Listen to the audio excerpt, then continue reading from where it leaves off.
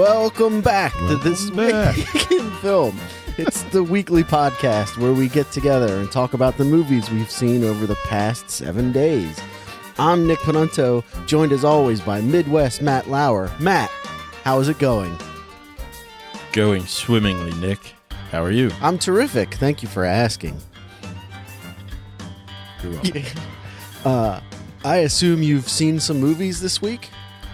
I saw a movie this week. All right. And that was Happy Death Day to You. Oh, you saw it? I did. Oh, I'm excited to hear about it. You should be. I saw 2 movies this week. I watched the movie Overlord and interesting. And Battleship Potemkin, which is it's a silent film from 1925. Oh, never heard of it. Well, I'll start with that. Clearly, let me start with that. All right, with that movie. So Battleship Potemkin from terrible dialogue. There is no dialogue in the movie. It's a silent film, and that was your joke. And so it's from 1925. It's a Russian film directed by Sergei Eisenstein, and it tells the story of a 1905 Russian Revolution of a crew on the battleship Potemkin who mutiny against the terrible officers on the ship. And it happens at the same time as. Now, this is where I'm going to expose my ignorance a little bit. I know very little about Russia and its various revolutions. But so this takes place during. Start learning now, because soon enough they will be our overlord. Well, I mean, long story short, they now have a president of the United States. So, right. So it takes place in 1905 during I don't know if it's a failed revolution or just one of the revolutions in Russia, and the workers of the country are striking, and on this ship the crew gets word of it, and they're like, oh, why are we still obeying the proletariat, or not the proletariat? The proletariat's the people. Basically, the officers on the ship treat the crew horribly. They feed them rotten meat. There's this one sequence where this one officer is walking through where they're all sleeping, where the crew's sleeping, and he slips and trips a little bit, and he takes a chain out, like a small wristwatch chain, and hits one of the crew member in the back with it, and then leaves. The crew member sits up and he's like, what was that for? And then he starts crying. It's weird. It's weird because the guy who got hit starts crying, yeah. Or the guy who took out okay. And it's kind of hard to figure out who, all these guys kind of look the same. Some amazing mustaches on these dudes, but the officers are dressed well, and the crew members are dressed shoddily. You could some of them don't have shoes, some of them they're wearing rags and tatters, and so you can just see the difference between the 2 classes of the Navy people, and so basically the captain of the ship calls everyone onto the deck, and he says, who isn't happy with the food, or borscht? I guess borscht is a stew. He says, who's unhappy with the stew or borscht? Sounds like a trap. And take 2 steps forward. So 20 guys take 2 steps forward, and the captain's like, shoot them. Oh gosh. Yeah. And so they call the Marines up to the deck to execute these guys, and they throw a tarp over them. And then as the captain gives the order to have them shot, one of the crew members yells, brothers, who are you shooting? And for whatever reason, this inspires the total mutiny of the ship, where the crew overthrows the officers, and the guy who leads the mutiny, he gets shot in the back by one of the officers. He gets shot in the head, in the back, and he falls off the boat. And so then chapter 2 starts, and or this is chapter 3, I don't know. And we go to the mainland, which is not far away, and it's a city in Russia called Odessa.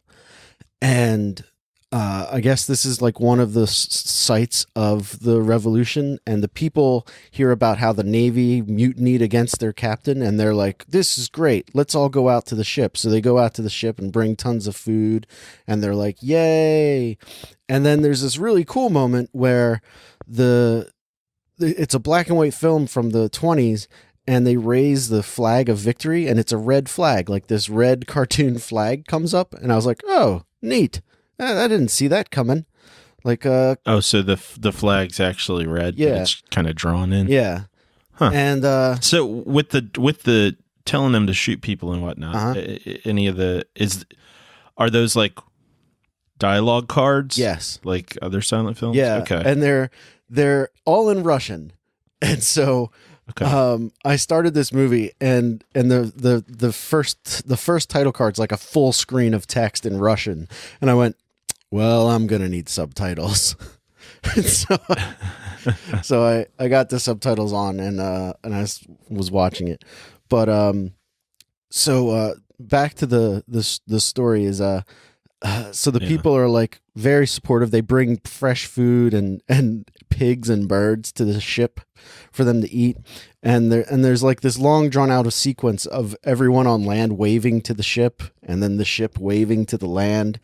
And then the army shows up to quell the rebellion. And then this is the moment where you get like, the scene in The Untouchables. Have you seen The Untouchables?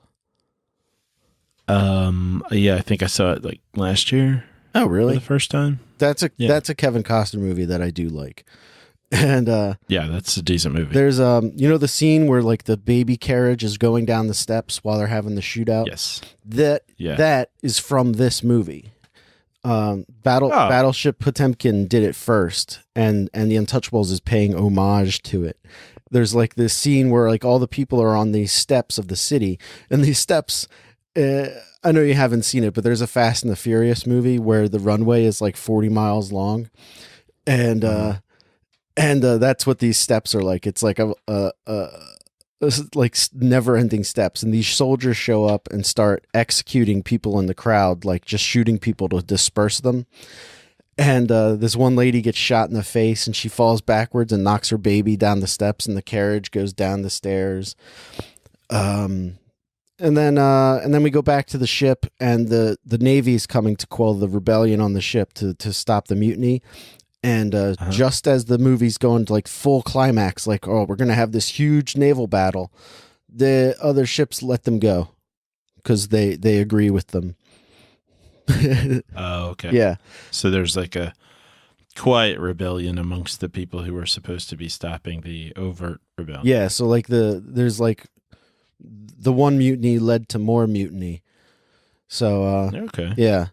An excellent movie. It was tremendous, especially for 1925. Like, I mean, the way that it looks like a movie made today. Like if like you took a film camera and shot a movie, it looks really modern, except for like the people look like they're from the 20s. Like it looks beautiful. The way it's edited together is tremendous. The music is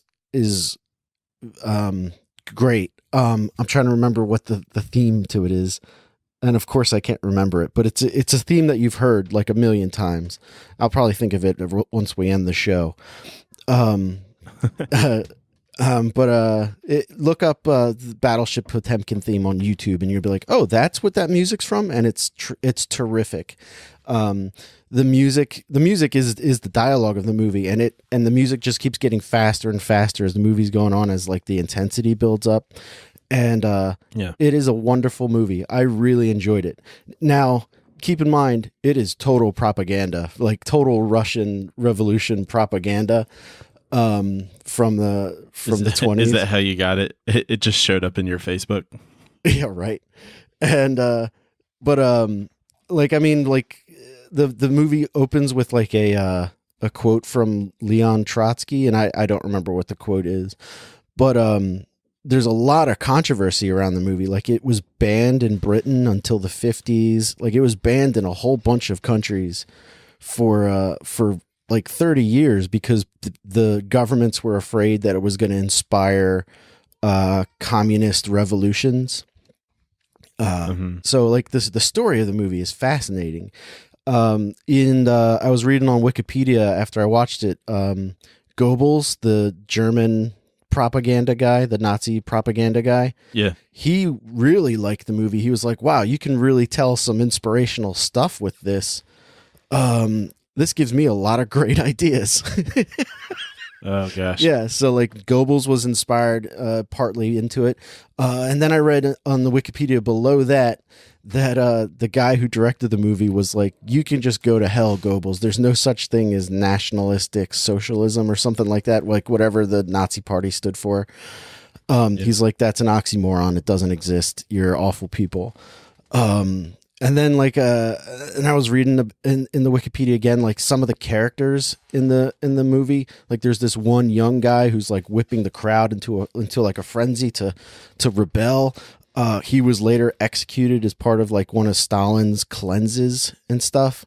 So like there's a lot going on in this movie. Like that's not just the movie. Like Russia's a pretty messed up place as far as like the early to late 1900s. It's crazy. And there's what put you onto the movie? Well, I finished watching Overlord and I was like, I kind of want to watch another war movie. And I thought that Battleship Potemkin was a World War II movie, and it's it is not. It is. But then there's like this moment when the crowd is full of like the poor. And they're getting whipped up into this frenzy to rebel against the Tsar. And there are like rich people in the crowd. And there's this one moment where one of the rich people goes, where like the people are just like like there's no dialogue cards, but you can just tell how passionate the people are. And there's this one rich guy who's like, oh God, I can't remember the exact quote, but he's like something along the lines of, yeah, screw the Jews. And they're like, what the hell was that? Oh, where did that come from? And like I looked it up online. I was like, where did that come from?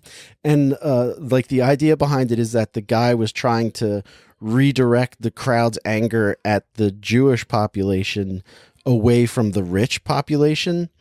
And it does not work out well for that guy. Apparently, like the implication is that they beat him to death. And but I was like, wow, that's mob justice for you right there. But an excellent movie. I'd highly recommend checking out. It is only an hour and 5 minutes long too. Like it is. Sounds good. It is quick. And it's on many critics like top 10 lists of all time.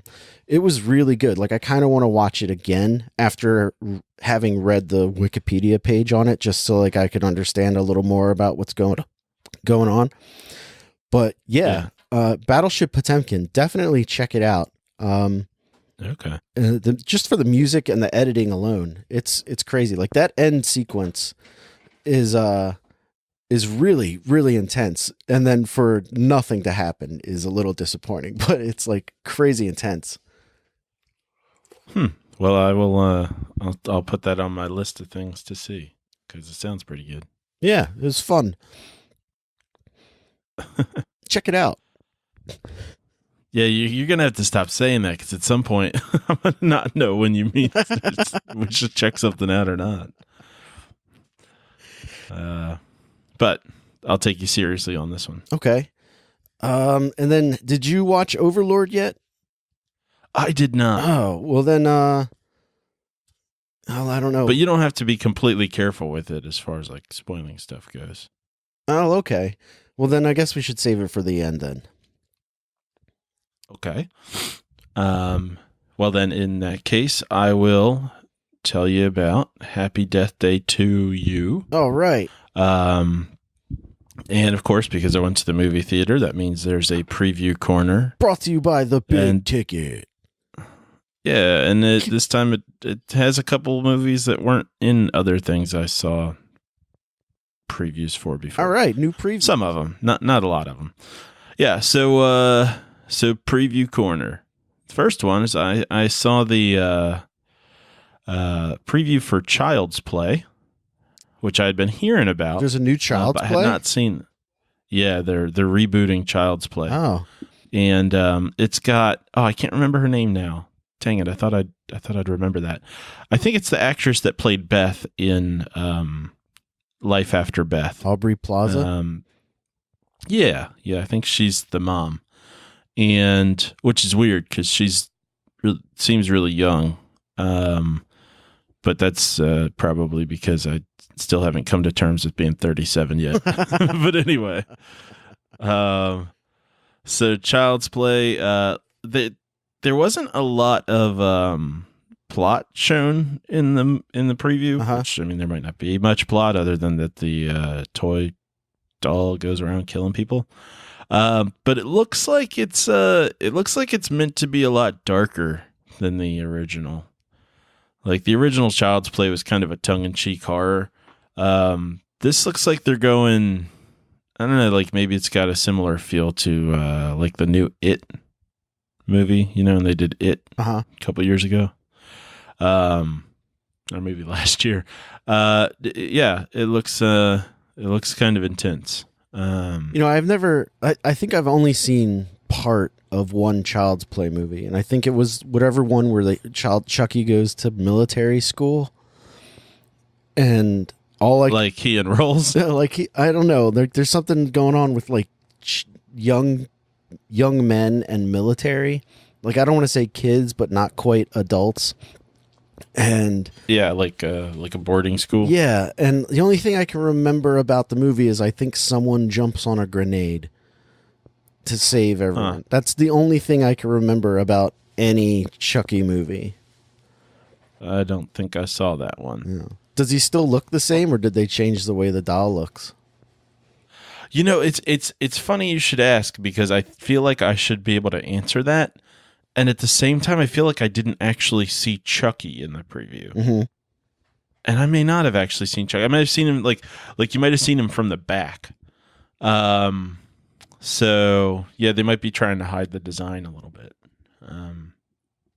But anyway, that was there. Looks like they're going for a heavier tone, maybe a bit more violent.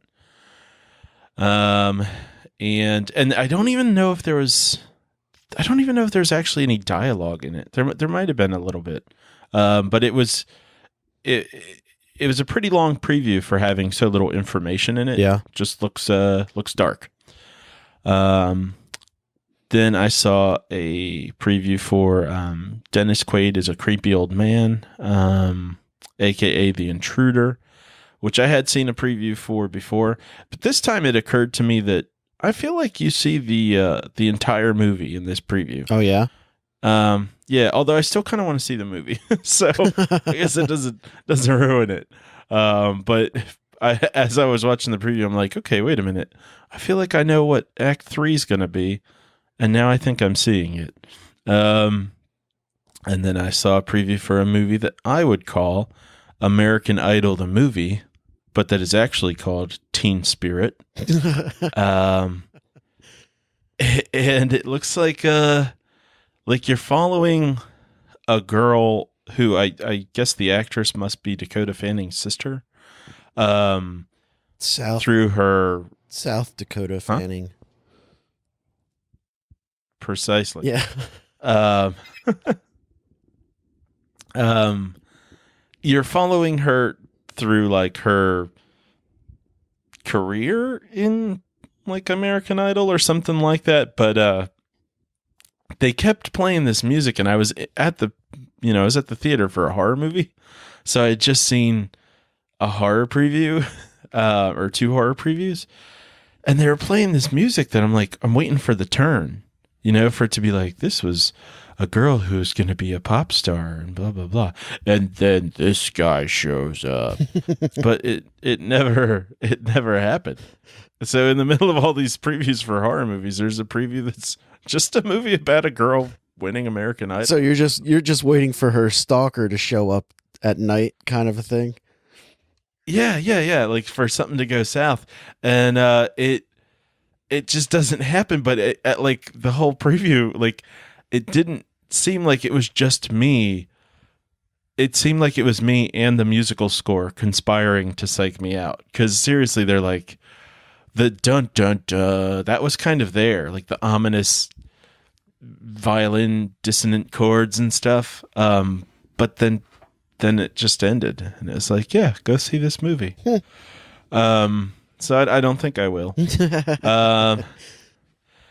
And then I saw a preview for a movie I would call piece of shit, but is actually called, I think, Dark Phoenix. Oh, so was it a new trailer or the same one? Nope, same trailer. It kind of has me wondering if they're like just looking for an excuse to end this version of the franchise and like reboot again. They must be, because I mean Disney takes over next year, I think, right? Oh yeah, I guess so. So there was that. I don't have anything new to say about that. And then I saw a preview for a movie called, that I would call My Sharona, but it's actually The Curse of La Llorona. And the reason I would call it My Sharona, or I might also just call it James Wan movie, or like Blumhouse movie, is because in the preview they keep saying Llorona or Llorona. Sorry, it's Llorona, not Llorona. And they keep saying that, and I'm like, man, it just keeps making me think of My Sharona. And boy, does it have that Blumhouse feel. Like it just looks like you could throw it into like any of those franchises that they have going at Blumhouse, and it would just fit in with no problem. Yeah. Like if you showed me scenes from it, I could think it was any of those movies and not know. Right. So that, if you've seen those movies, then I guess you've kind of seen this preview. I saw another commercial for Greta, the movie where Zoe Grace Moretz is brought into some sort of weird world with an old lady because she finds her purse. And Zoe Grace Moretz, my sister once was having a conversation with me about Christian Bale, and I was saying that I wasn't sure what to do with Christian Bale in my mind, because sometimes he seems like a great actor and sometimes he doesn't at all. And my sister said, well, my take on Christian Bale is that he's as good as the director he's working with. And I think the same thing applies to Zoe Grace Moretz, because I've seen her be a good actress. What else is she and in? I've seen her here we go again. She was Hit Girl. Oh, right. Okay. Gotcha. Yeah. And in those movies, I thought she was fine. But yeah, I've seen her in a couple things where she was pretty crummy. And I thought she was fine in the Carrie remake. But crappy in other stuff. And in this preview, man, she is not acting. But this preview has me kind of curious as to like what this twist is. Because there are definitely like 5 or 6 hints at like, here's a twist coming. And I'm like, is she her mom? What is it going to be? And in spite of the fact that it looks like a really crappy movie and that Zoe Grace Moretz isn't doing a good job, which probably is a sign that the rest of the movie is just not that good, I'm kind of curious. So I'm probably going to end up seeing this stupid movie at some point. And then I saw another preview for Us, which is the African-American family who are being sort of haunted by some kind of twisted version of themselves. And it's coming out next month. I'm pretty excited about it. I think it looks really good. Okay. And it's another, Jordan Peele movie. So I'm stoked. And the one thing not really relevant to, wanting to see it or not. But one thing that really hit me during this preview is you cannot show me people in a car in a movie without me expecting them to crash. Like it's just one scene of the preview is them just talking in the car. And I'm like, okay, where's the crash? Where's the crash? And if there is a crash, I don't know when it happens. There's no hint of it actually happening in the preview. But even now, you can hear me being hesitant to say there's not a crash because there's still people in a car. It's like not Pavlov's dog, Chekhov's car. Yeah. Well, and it's even worse when someone in the front of the car turns around to look and talk to someone in the back of the car. Like, don't turn around. A log's going to fall off a truck or something. So that was it for Preview Corner. There was a Coke commercial, but it's that same. I'm actually really getting tired of this like Coke commercial where they're finishing each other's sentences. Yeah. And I'm kind of wanting my old Diet Coke apocalypse propaganda back. I want to get back into the drama of people standing up for their right to drink Diet Coke. Yeah. But that's it. So thanks, Big Ticket. When you said James Wan, it reminded me of the text you sent me. Was it yesterday about Aquaman? Aquaman is now one of the top 20 highest grossing movies of all time. Yeah. How? And just how? Like, I just don't like, I at this point, I feel like I need to watch it again because you're wrong, because I must have missed something. Like, how can it be this popular? I mean, I was so boring. Yeah. Like, I can understand it making like as much money as like Batman, Superman. Like, okay, yeah, like some people liked it, some people didn't. But like, it's the top grossing DC movie of all time. Like, it's literally like, did you ever watch Entourage? I tried once and I hated it. Like there's a plot line on Entourage where the main actor, the Vinny Chase guy, he is Aquaman, and they make James Cameron's Aquaman, and it's like it's like the running joke through the whole season is that it's going to be a terrible movie, and then it ends up being like the biggest movie of all time. And that's slowly what Aquaman is doing. It's slowly becoming the greatest, the biggest movie of all time. And I just don't get it. Like, it wasn't a good movie. It wasn't good. And there are other people out there who see it as we see it. So don't question your sanity too much. And they're going to make spin-off movies now with some of like the sub characters. And I'm like, God damn it. And like the article that I read about it, they just show a still from Aquaman where they're like just floating next to each other, but everyone's wearing man bun hairstyles because they didn't want to animate their hair floating around. And I'm like, God damn it, this movie was bad. Why? Like I know we're going to get 5 Aquaman movies now, and I'm going to have to see every one of them. Oh, I'm not. Yeah. Unless I happen to be in Delaware with you, I'm not going to see any more of them. No way.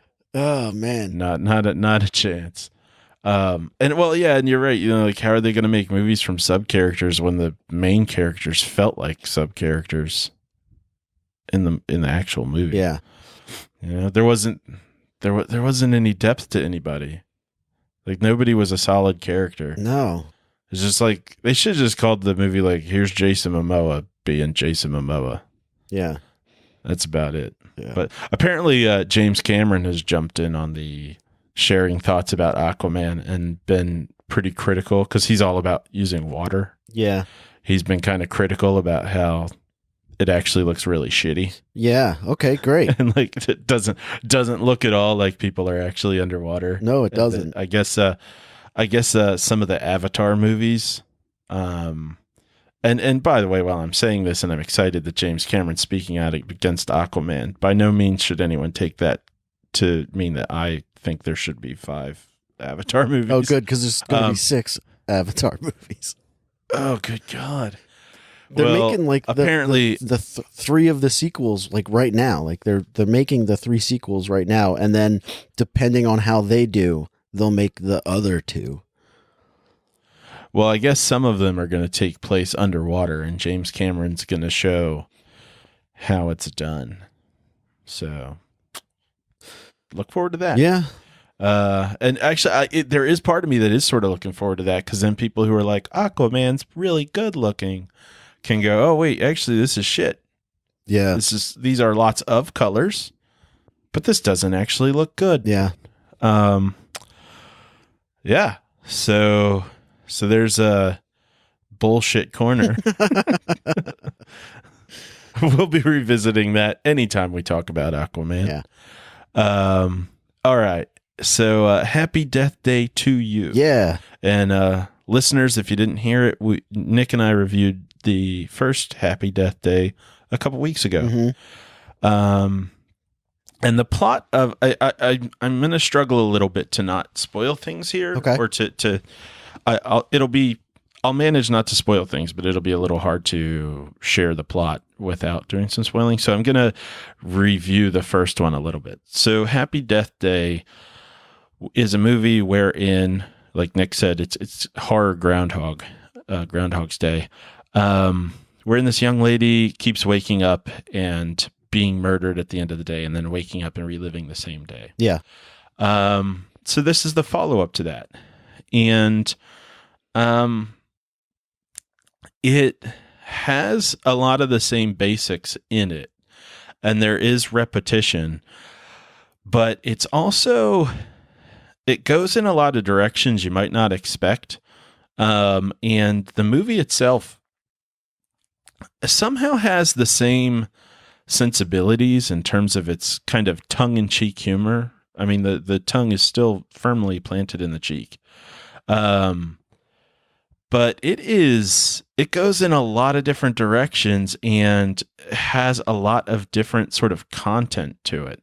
So it's a similar feel, but you've got so many different kind of movies in it. You've got, at some point, there's kind of a heist thing going on. You've got lots of sci-fi. It's a romance movie. There's drama, even a little bit more than the first one. You know, the first one had a drama moment too. This one takes it up a notch. Oh, really? Yeah, and there's a little bit of horror, but it actually, the horror and even like the murder aspect of it kind of takes a back seat to the sci-fi and the rest of it. So it's interesting because it manages to be a very similar movie and be a very different movie at the same time. So as far as a sequel goes, it kind of does exactly what a sequel should. So it spices stuff up, but it definitely lives in the same world. Kind of like the first one. I think, and this has to do with being campy and sort of tongue in cheek. It asks you to give it a lot of slack. Where you just kind of overlook a lot of things. Yeah. Go, okay, well, I'm not going to nitpick that. If you did want to nitpick it, you could nitpick the heck out of it. Okay. But if you're here for the fun, you're still going to get fun. And kind of, if you go along for the ride, it's pretty fun. There are good jokes without them all being like the same jokes as the first one. It's a lot less linear than the first one. Mm-hmm. So like the loops go in some pretty weird directions. Can I what yeah. What, like from the preview I was kind of a little confused by it. So like yeah. I guess the movie starts off like the next day and then she like wakes up and it's the first day again. Is that what's going on? Yeah. Okay. So yeah, I heard someone else say this about this movie. They were like, you don't get the movie that you saw the preview for. And I will agree with that. Really? Okay. You're getting a bit of a different movie because what you think is like, oh, this is the next day and she's going to be, it's kind of like a little more Final Destination-y. Like they're all working together because they're all going to die. And that's sort of there, but it just isn't what the preview gives you. Mm-hmm. And it does start the next day, but then goes back to the same day. And, I don't want to spoil it in terms of explaining why that is. It's not something that's held, close to the chest till the end of the movie. It's actually right at the beginning that they kind of sort of explain what's going on. Right. But it's kind of a fun ride to get there. So okay. I want to hold that back. Okay.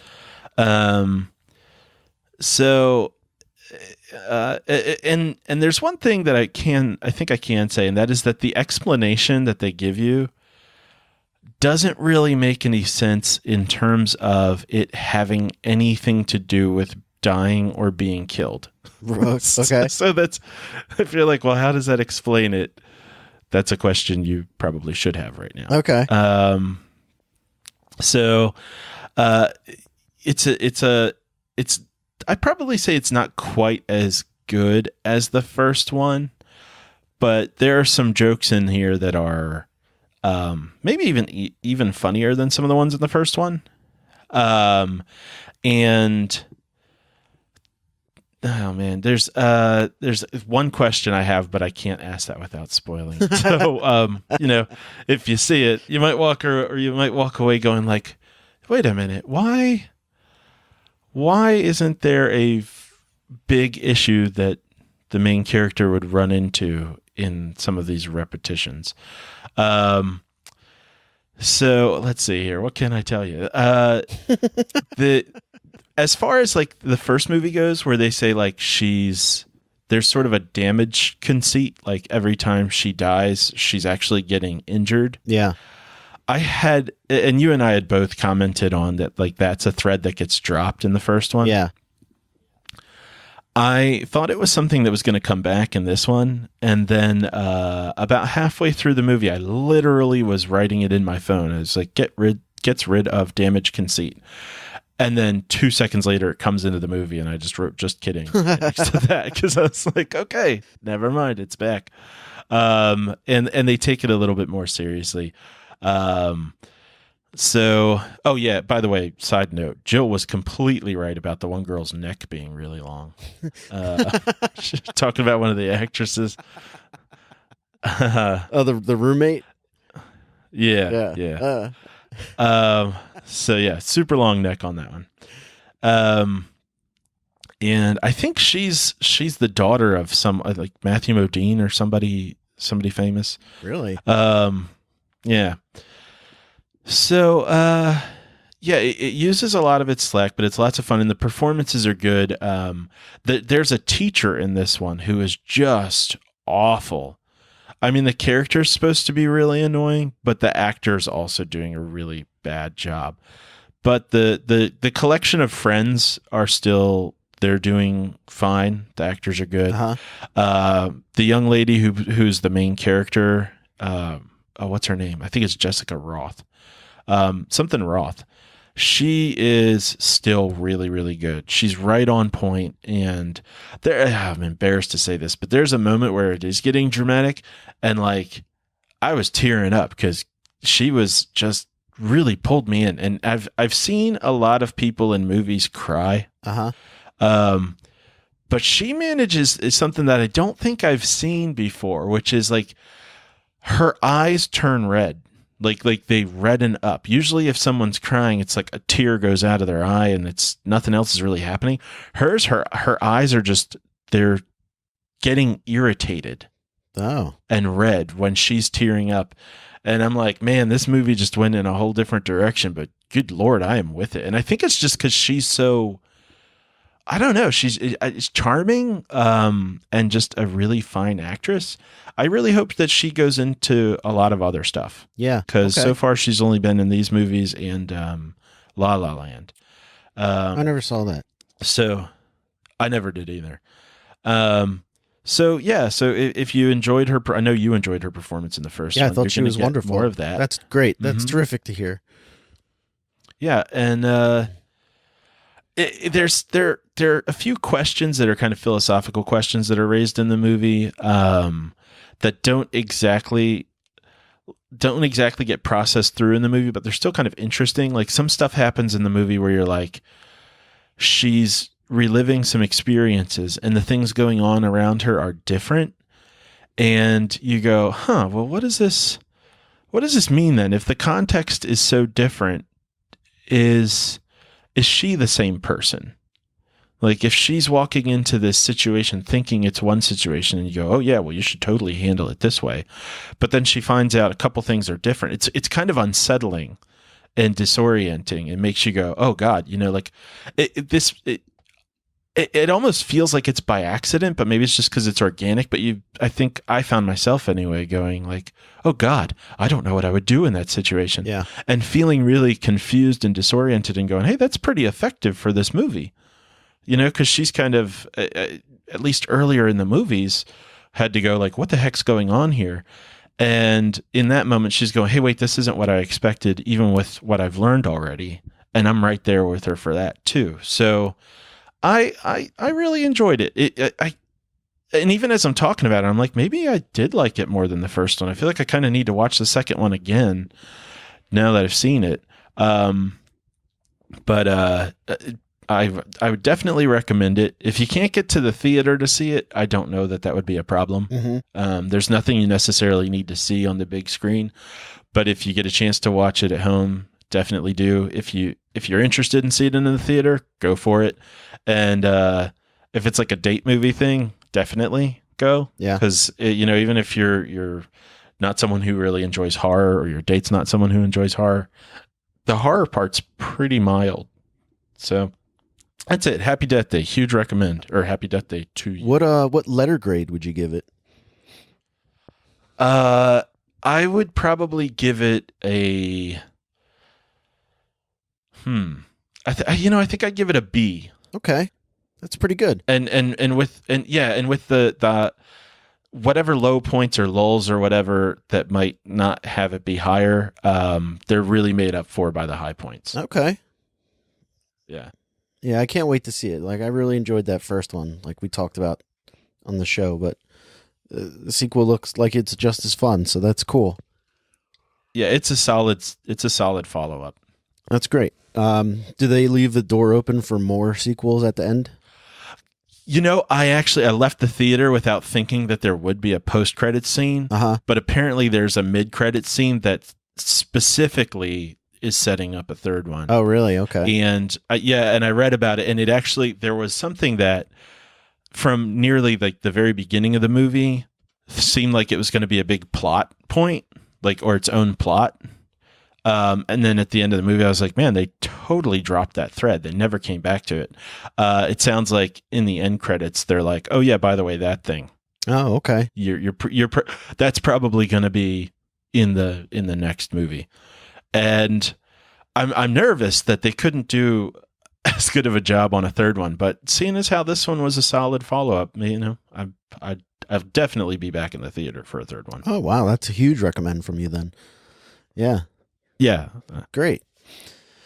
All right. Well, then that brings me to my movie that I watched. I watched Overlord from 2018, directed by Julius Avery.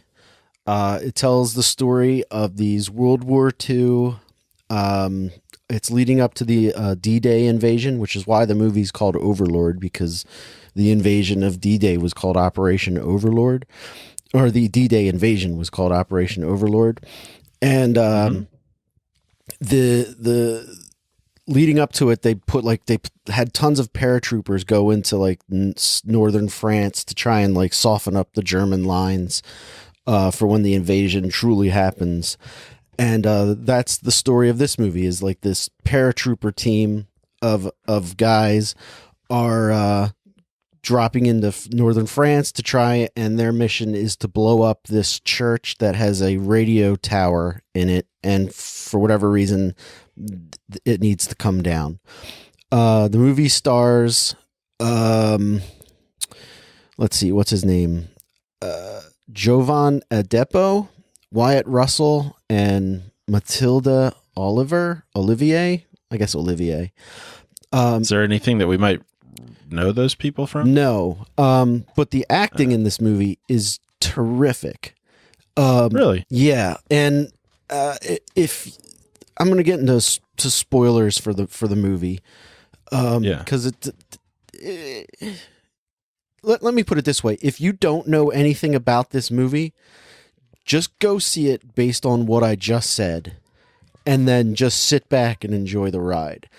If you haven't seen a trailer for it, don't watch a trailer and just go see the movie, because I feel like the trailer spoils the best part of the movie, and I am about to do that as well. And so gotcha. So if you haven't seen it, turn this show off and go watch it, and then come back if you want to hear what I have to say about it. But you've seen the trailer for it, Matt, right? Yeah. All right. Yeah. So I thought that this movie was World War II versus zombies. It is not. Right. There's no zombies. there's just no, it's not zombies at all. They're so like this church that they have to destroy. Well, let me start at the beginning. Like the first 20 minutes of this movie is really good. Like you forget that you're watching like a sci-fi-ish horror movie, because it just feels like you're watching a World War II movie about these paratroopers. And it's really good. It's really entertaining. The main character of the movie, he's a guy called Boyce. And this is where I'm going to display some of my ignorance again. But he's an African-American gentleman.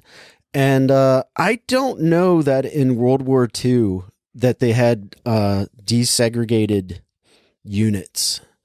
So like there's like a couple of black guys that are in with these white paratrooper guys, and I was like, I don't care, but like from like a historical standpoint, I'm like, it made me like, I tried looking it up to see if there were integrated paratrooper units.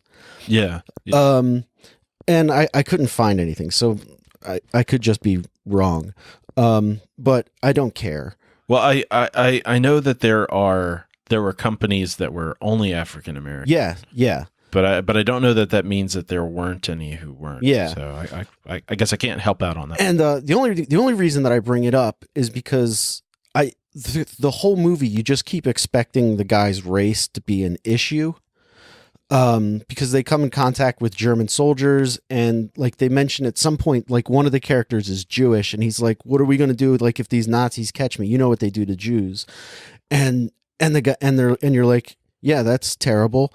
But what about the black guy? Like I'm sure they don't care for black people either, and it never comes up. It's as if the character was written, and this is admirable if true, but like it feels like the character was written to be without race.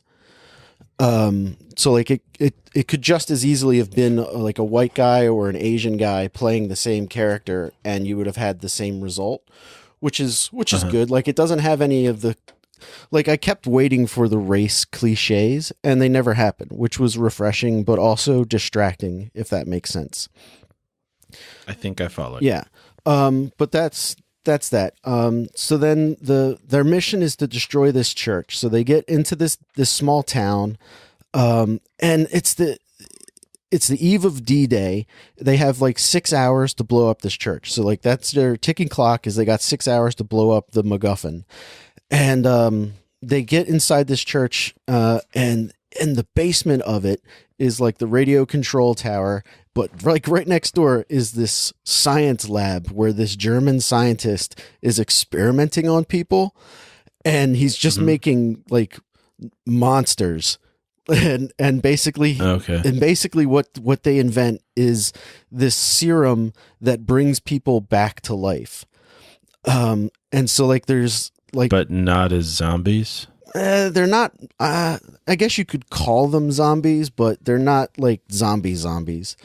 Like they're not, although there's this one that's pretty creepy, and he's got like a half of an arm. Like it seems like they're taking dead German soldiers and bringing them to this scientist, and he injects them with the serum, and then they come back to life. And they're like, one of the lines is that for 1,000-year Reich, you need 1,000-year soldiers. And so like that's the conceit of the movie, is that that's what they're going for, is they're just making like zombie soldiers, but like they haven't soldiers that just keep going. Right. And like at one point one of the American soldiers dies, and they inject him with the serum, and he like just sits right up, and he's like, he dies, and it's like terrible the way he dies. It's like, oh man, I'm sad. This guy was, oh, it sucks that this guy died. And then they inject him with the serum, and they like turn away, and then he just sits up and he's like, whoa, hey, I feel a lot better. And you're like, okay. And everyone's like, what the hell is going on? And then like all hell starts to break loose, and it's like this crazy sequence.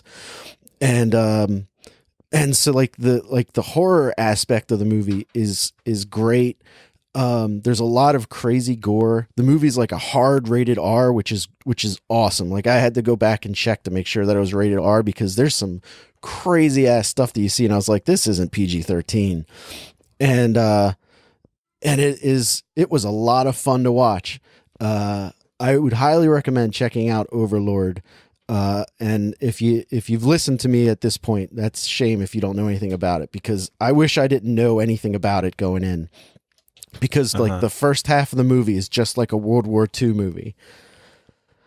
Yeah, the previews, they didn't quite explain what was going on. I know I was curious about seeing it because I kind of wanted to figure out what the elements actually were. Yeah. Like I knew there were some sort of experiments going on, and I quote unquote knew there were zombies. Yeah. And I knew there was World War II stuff, you know? Yeah. But it was kind of like, what's going on here? How's this working? And so, maybe that was their way of trying to let you know if you're a horror fan, you should come see it, but not spell everything out. Yeah. Yeah. But, like maybe it would be one of those movies like Cloverfield, where if you didn't know what was going on, it's a better experience. Yeah. It's a shame because if they didn't have the trailer with the horror stuff, nobody would go see it because it's pretty generic as far as World War II stuff. But the twist is great. Like it's like a movie that Netflix should have just had. But it's a J.J. Abrams production.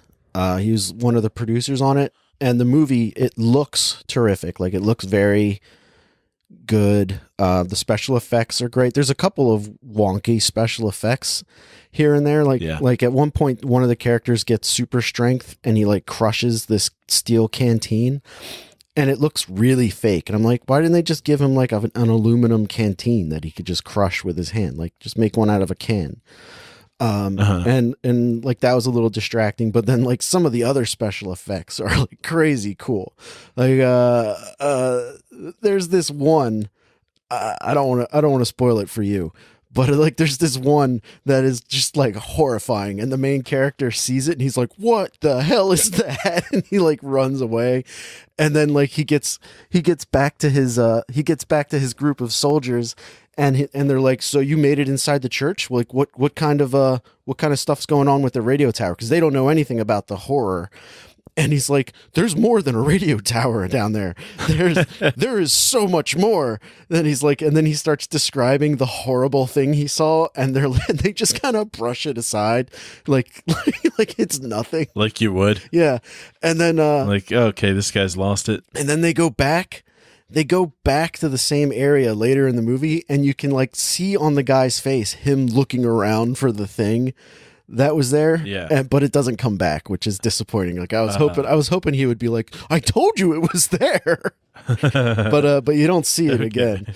But yeah, all right. It's a lot of fun. It's a cool movie, and definitely worth checking out. Overlord. A lot of fun. All right. Well, that's gone back up my list. I had heard some negative things that had kind of dropped a bit, but I was still curious. But hearing that, it sounds like you had a lot of fun. So yeah, I mean, it's not check that out. It's not the best movie ever. It's got a lot of problems, like a bunch of cliched stuff happens, but it's totally worth it. You know, the only thing that I really hated about it is that like it has some characters getting like shot in the head, and it does like the digital blood splatter, and that always looks fake. Like they still haven't figured that out as far as CGI. Yeah, like every time it happens, I'm just like, that looks so fake. So there's like some of that in the movie. Like some of the special effects aren't so great. Like I was talking about the can that he crushes, but then they follow that up with like a head that spins all the way around, and you're like, whoa, that looked great.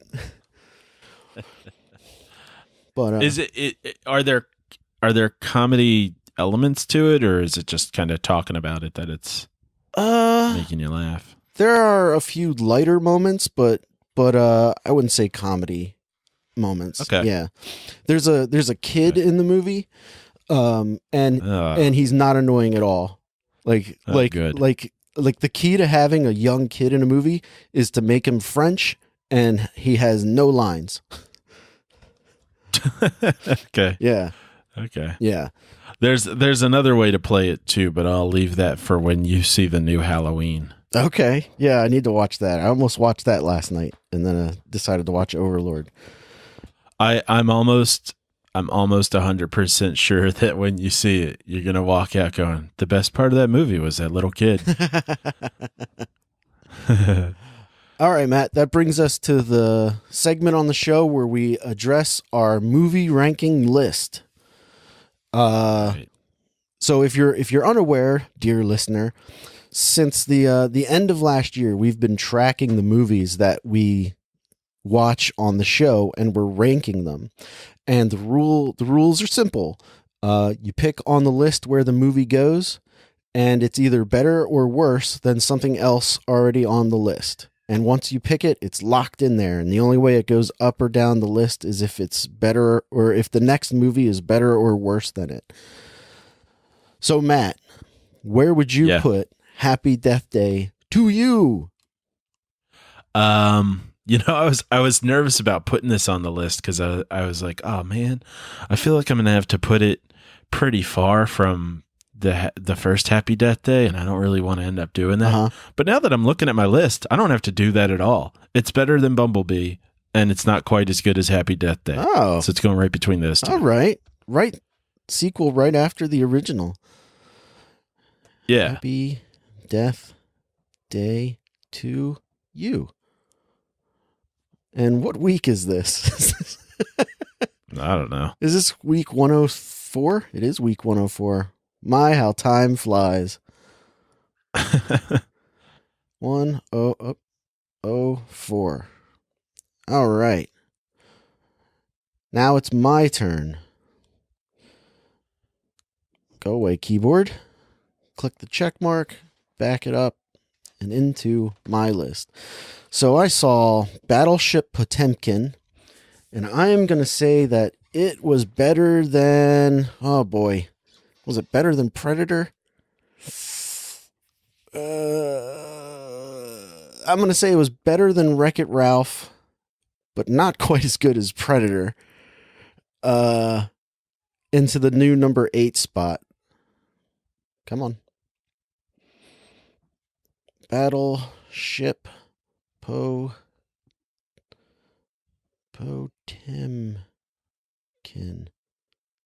Oh, that's not going to autocorrect. Week, what do we say, 104? That's what you said. And then Overlord.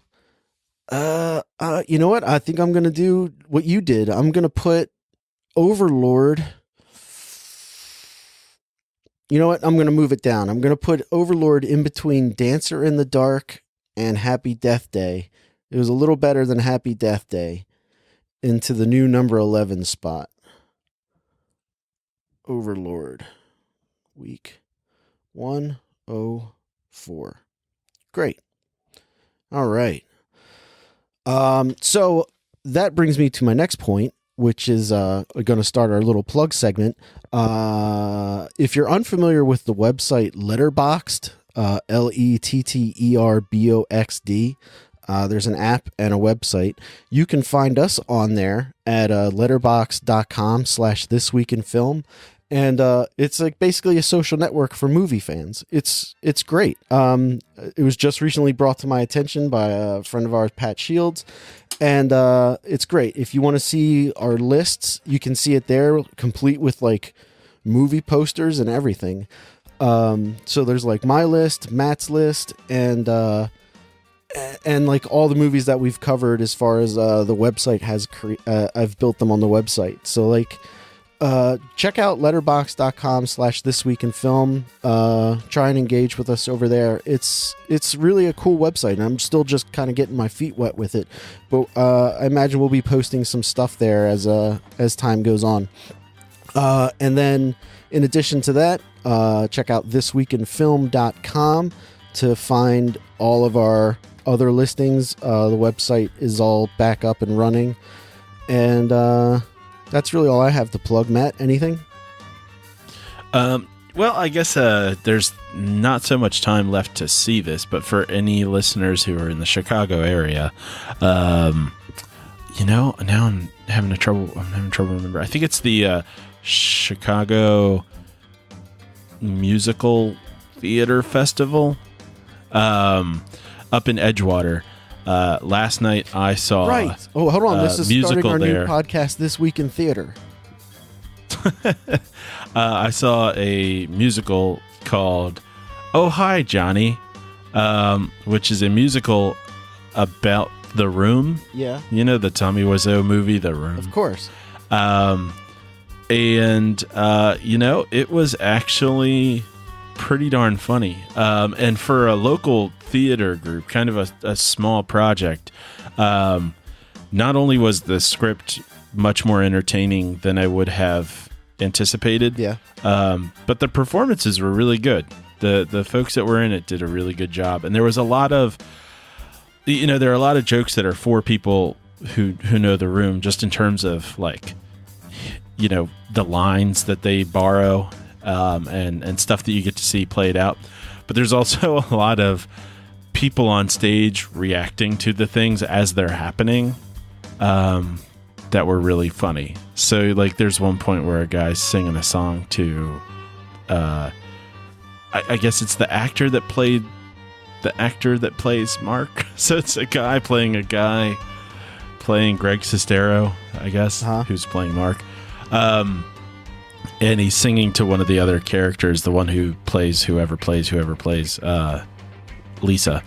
And there's someone else on stage at the same time, and while everything he's doing is really weird and pretty funny, because it's like a terrible song, on purpose, there's another woman on stage, and she's just like her facial reactions to what was going on is hilarious. So I don't know how many of our listeners are in the area, but if you're around here and you can get up to Edgewater, I think the last showing is next weekend. Okay. So check it out. Yeah, okay. It sounds fun. It really was. It was one of those things where I was like, once I knew what it was, because my girlfriend didn't tell me. She said, we're going to go do something on Sunday. I don't know whether to tell you what it is or not. And I was like, no, go ahead and keep it to yourself. We'll find out. Yeah. And then when they, I didn't even look at the program or anything. And then they were like, okay, so, Oh Hi Johnny is starting in 5 minutes. And it took me a second. I'm like, wait, what? Oh Hi Johnny. That must be. And then I was like, so I was really excited. And I'm like, oh, wait, this could be terrible. Yeah, like when you first said you were really seeing when you first said it, I was like, ooh, that could be really cringy. Yeah.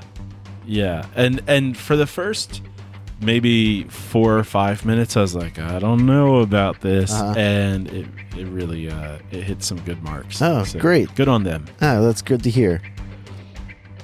Well, that was This Week in Theater. Yeah. I don't have anything else to play. Okay. Well, I guess if that's the end of the reel, we'll see you next week in film.